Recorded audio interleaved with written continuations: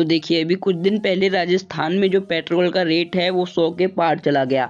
तो जनरली ऐसा होता नहीं है और ये हिस्ट्री में पहली बार हुआ है कि जो भारतीय तेल का दाम इतना ज़्यादा बढ़ गया है। तो आखिरकार ये पेट्रोल का रेट इतना ज़्यादा क्यों बढ़ गया है? क्योंकि वही आप अगर भारत के आस पड़ोस देश के रेट चेक करोगे तो अफगानिस्तान में 43 रुपीज़ प्रति लीटर, पाकिस्तान में 50 रुपये, भूटान में 50 रुपये, श्रीलंका में 60 रुपये, नेपाल में 70 रुपये प्रति लीटर के हिसाब से पेट्रोल का रेट है। तो इन देशों में इतना कम है तो आखिरकार भारत में जो पेट्रोल का रेट है वो इतना ज़्यादा कैसे है? ठीक है, और हम लोग जानेंगे कि आखिरकार पेट्रोल का रेट डिसाइड कैसे किया जाता है, कौन से फैक्टर इस पे वर्क करते हैं, और हम लोग ये भी जानेंगे कि भारत के अंदर जो अलग अलग सिटी हैं वहाँ पे पेट्रोल के रेट अलग अलग हैं, वो क्यों हैं। तो देखिए दुनिया में सबसे सस्ता तेल 2 देशों में मिलता है, एक है वेनेजुला। वेनेजुला एक साउथ अमेरिका की कंट्री है, हो सकता है आप इसका पहली बार नाम सुन रहे हो। काफ़ी छोटी सी कंट्री है ये और ये दुनिया भर में जानी जाती है इसके ऑयल एक्सपोर्ट के लिए। और यहाँ पे पेट्रोल का जो दाम है वो काफ़ी कम है, यहाँ पे तकरीबन 1.45 इंडियन रुपीज़ पर लीटर तेल मिलता है, मतलब करीबन 1.5 रुपये का 1 लीटर तेल मिल जाता है। और इसके बाद जो कंट्री आती है नंबर 2 पे वो है ईरान। ईरान में करीबन 4.5 रुपये प्रति लीटर तेल मिलता है, जो कि काफ़ी कम है।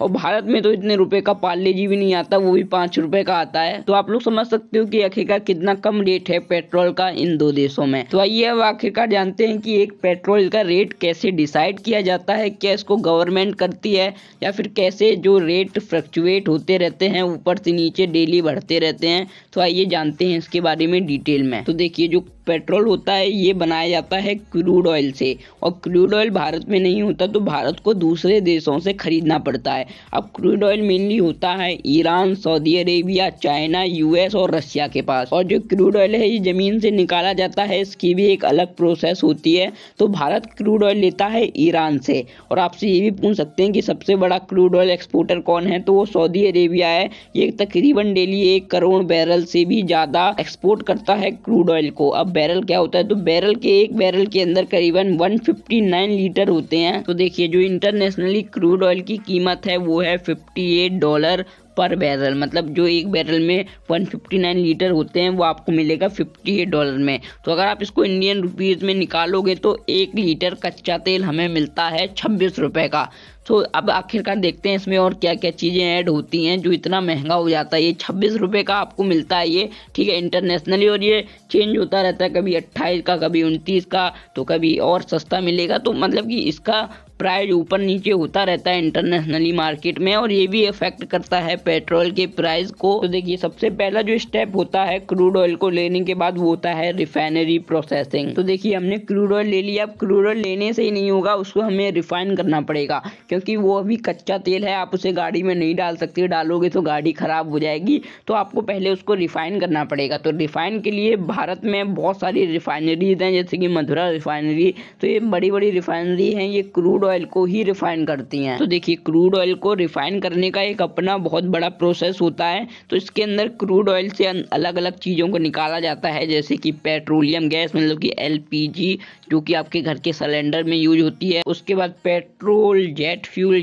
मतलब कि जो भी हवाई जहाज वगैरह का तेल होता है। उसके बाद डीजल, फ्यूल ऑयल, और उसके अलावा केरोसिन मतलब कि मिट्टी का तेल। जो लोग गांव में रहते हैं वो लोग जानते होंगे कि लालटेन वगैरह में जब आग जलाई जाती है तो उसमें मिट्टी का तेल लगता है, और ये बहुत बड़ा कंडक्टर होता है हीट का। तो इसमें जो 1 लीटर पेट्रोल को रिफाइन करने का जो खर्चा आता है वो है 3.84 रुपीज़, मतलब 4 रुपये मान लो। तो अगर हम इसको ऊपर वाली कॉस्ट से प्लस करें तो 26 रुपये का हमने लिया क्रूड ऑयल, उसको हमने रिफाइन किया, 4 रुपये और लगे, तो 26 और 4 हो गया टोटल 30 रुपये। तो हमारे पेट्रोल में अभी 30 रुपये का हमारा पेट्रोल हो गया। अब देखिए इसके बाद नेक्स्ट प्रोसेस क्या आती है। तो अब आता है टर्निंग पॉइंट। अब सरकार लगाती है इस पे टैक्स, जिसको हम बोलते हैं एक्साइज ड्यूटी। तो अभी जो टैक्स है ये टैक्स भी बढ़ता घटता रहता है, और ये भी अफेक्ट करता है पेट्रोल की प्राइस को। तो अभी जो टैक्स का प्राइस है वो है 33 रुपये पर लीटर। मतलब आप लोग समझ सकते हो जो 30 रुपये का हमारा तेल था वो इसके लगने के बाद 63 रुपये पर लीटर का हो गया। यही नहीं रुका, अभी तीसरा स्टेप सुनो। अब इस पे लगता है डीलर कमीशन। डीलर मतलब Indian oil, Hindustan petroleum, Reliance का जो पेट्रोल का है, ठीक है। अब ये भी तो कुछ लेंगे, तो इनका जो 1 लीटर तेल पे कमीशन होता है वो 3.68 रुपये लीटर होता है, मतलब करीबन इसका भी 4 रुपये मान लो। तो अभी तक जो हमारी कॉस्ट हुई वो 68 रुपये पर लीटर हमारा तेल हो गया, ठीक है। अब इसके बाद एक और टैक्स लगता है जो कि है वैट, वैल्यू एडेड टैक्स, और ये टैक्स लगाती है राज्य सरकार। वो केंद्र सरकार ने लगाया था, मतलब कि इंडिया की गवर्नमेंट ने, और ये जिस सिटी मतलब कि जिस स्टेट के अंदर है वो स्टेट गवर्नमेंट लगाती है। और भारत में मुंबई के अंदर सबसे महंगा तेल है, ठीक है। सबसे महंगी जो रेट पे पेट्रोल मिलता है वो मुंबई में मिलता है, और सबसे सस्ते में मिलता है वो मिलता है गोवा में। तो देखिए हम लोग अब आते हैं कंक्लूजन पर। तो कंक्लूजन क्या निकला, जो पेट्रोल की प्राइस डिसाइड होती है वो मेनली होती है 3 फैक्टर से। तो पहला है क्रूड ऑयल की इंटरनेशनली कीमत कितनी है, ठीक है। जैसे अभी 26 का है और यही 1 जनवरी 2020 में 29 रुपए का था, मतलब ये घट गया है, ठीक है। दूसरा फैक्टर है एक्साइज ड्यूटी की, आखिरकार सरकार टैक्स कितना लगाती है।